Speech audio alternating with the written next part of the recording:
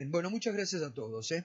Bueno, acaba de fresquito, acá lo tengo en mis manos, eh, el libro Evo, Operación Rescate, una trama geopolítica en 365 días.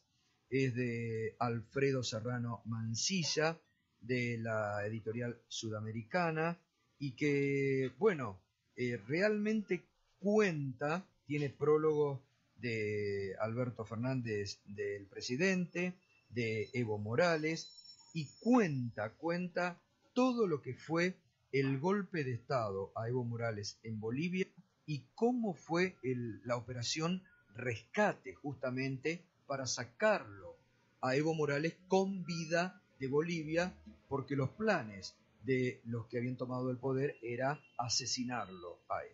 Bien, y lo tengo en línea al querido Alfredo Serrano Mansilla. ¿Cómo estás, Alfredo? Buen día.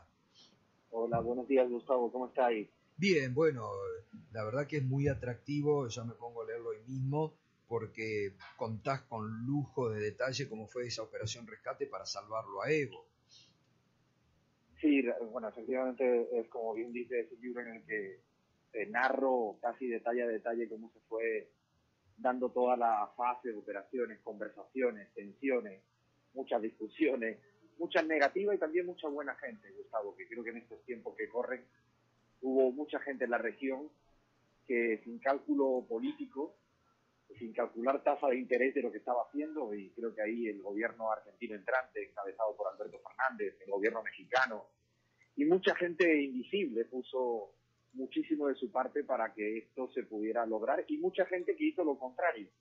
Gente que cuando se le pidió ayuda humanitaria, porque era una situación humanitaria más allá de lo político, se negó. Así fue en su momento lo que hizo el gobierno peruano de turno, lo que hizo el gobierno ecuatoriano de turno con Lenín Moreno negando el permiso aéreo cuando se le había concedido, y el mismo Macri, cuando hubo una llamada telefónica, que lo cuento en el libro, entre Alberto Fernández con el propio Macri para ver si había posibilidad de mandar un avión estrictamente con lógica humanitaria, y también tuvo una negativa rotunda, a diferencia de lo que pasó con el gobierno paraguayo, que a pesar de ser un signo ideológico más neoliberal, pues puso por encima la cuestión humanitaria y sí quiso apoyar. La verdad que es una cuestión más de la geopolítica entre telones, ¿no? Todo lo que se y todo lo complicado que es cualquier cosa. Gustavo. A veces uno piensa que todo es muy fácil y cómo las relaciones internacionales, y hoy en día se puede mirar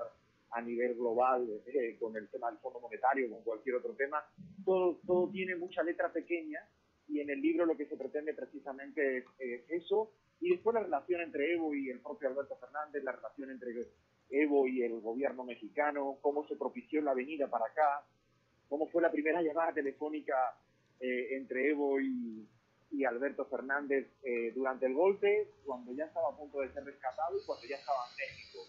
Y bueno, muchos momentos, yo diría que interesantes para la historia latinoamericana, ¿no? Las reuniones entre Alberto y la propia Cristina en la Quinta de Olivos, en la primera cita donde Evo Morales acude con Álvaro García Linera, y que se cuentan, que discuten, anécdotas de todo tipo, y el regreso, bueno, triunfante de la democracia en Bolivia. Por eso es un año entero, es un año, yo diría, decisivo, ¿no? Para la historia latinoamericana, que nos permitió no solo mirar y aprender de lo que pasa en Bolivia, con los golpes de Estado, con el neoliberalismo, con la vuelta a la democracia, sino también con lo que ocurrió en la Argentina, con la llegada de la pandemia. Y bueno, en mi caso lo narro en primera persona porque, pues, bueno, tuve no sé si la suerte o no, pero me tocó estar.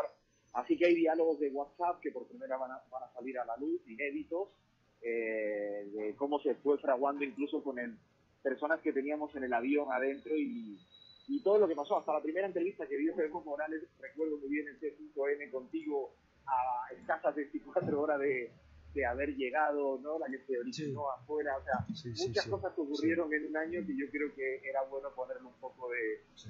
Está contado casi a modo de thriller, de serie, porque Claro. parece ficción, pero Gustavo no lo fue. No, no fue, lamentablemente fue la realidad. Y sí, me sorprende la cantidad de chat que pones en los momentos a cómo estaban desesperados haciendo las gestiones para que el avión despegara, porque hasta último momento no le permitían salir a Evo, porque, bueno, estuvo a punto incluso de, querían hacerle explotara el avión de Evo Morales en el aire para matarlo, ¿no? Es realmente interesantísimo todo este ida y vuelta que contás para saber realmente lo que se vivió en ese momento.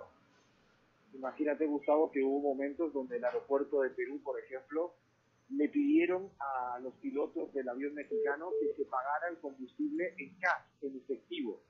Empezaron a zancadillear el operativo desde el inicio, ¿no? O la no posible venida a la Argentina, porque todavía no había tomado posesión el propio Alberto Fernández, y fue una negativa rotunda del gobierno saliente de Macri, se lo hizo explícito. Yo recuerdo el domingo a la noche, yo hablé con Alberto Fernández para pedir ese apoyo, porque Álvaro García Linera me había llamado desde el Cochabamba, desde metido ya en la selva con Evo, y efectivamente Macri se niega, a diferencia de Paraguay, que el presidente Mario Abdo lo acepta. Y bueno, luego para mí también fue muy interesante como el primer día de toma de posesión del gobierno argentino, Cancillería, Presidencia, bueno, hace lo imposible para que Evo Morales llegue a las 24 horas de la toma de posesión, que fue un tema exageradamente difícil y complicado, porque había que tener una capacidad estatal para hacer eso. Y bueno, yo creo que también es una cuestión de la generosidad, ¿no? La geopolítica de la generosidad, como creo que eso, hubo mucha gente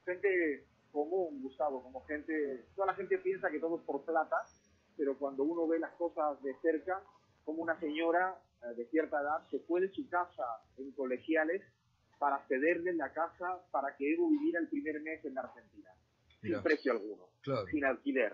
Yo creo que ese tipo de gestos, que está lleno el libro, a nivel de presidentes y ministros, pero también a nivel de gente común que quizás no tiene Twitter o no se conoce en Twitter. Exacto. Bueno, y lo que significó, que vos también lo detallás muy bien, porque, bueno, vos conocés muy bien todo el proceso político de Bolivia en estos últimos años, cómo fue el regreso, ¿no?, del partido de Evo Morales al poder y cómo pudieron vencer y sobreponerse el golpe y volver al poder, ¿no? Eso que dices es determinante. Yo cuento una anécdota en el libro, que es cuando Evo Morales en México, 2 semanas después del golpe de Estado, imagínate, ¿no? Le habían intentado quemar la casa a su hermana, su propia casa. Bueno, en ese momento histórico, Gustavo, el propio Evo Morales, en una reunión que yo tenía con él y con Álvaro García, nos dice que ya va a volver en 2 meses a Bolivia. Que ya, imagínate la dimensión, un poco para ponerlo en perspectiva argentina.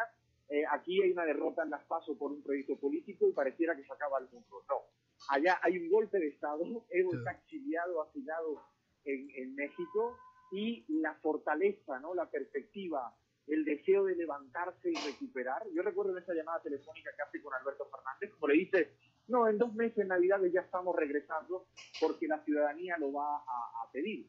Se equivocó por meses, pero no se equivocó en el optimismo histórico que a veces tienen que tener los grandes liderazgos cuando las cosas no vienen bien, porque no siempre en política las cosas son fáciles. Yo creo que es un aprendizaje para toda la región, ¿no? Que cuando te dan un golpe, ya sea electoral, Estado o la derecha a nivel mediático o económico, hay que intentar, más allá de quejarse y lamentarse. Yo creo que el ejemplo de Evo, él decía, no, yo ya regreso, voy a comer pescado en el río, decíamos Álvaro y yo, pero estás loco, Evo. No, los locos éramos nosotros, que no creíamos de verdad en que iba a regresar. Al final, bueno, gracias a la democracia, a la mayoría, pues con un 55%, ganó. Era una elección que se jugaba el mundo, porque la OEA, acuérdate, el papel nefasto, jugaba en ¿no? contra, totalmente. Jugaba en contra. Alfredo,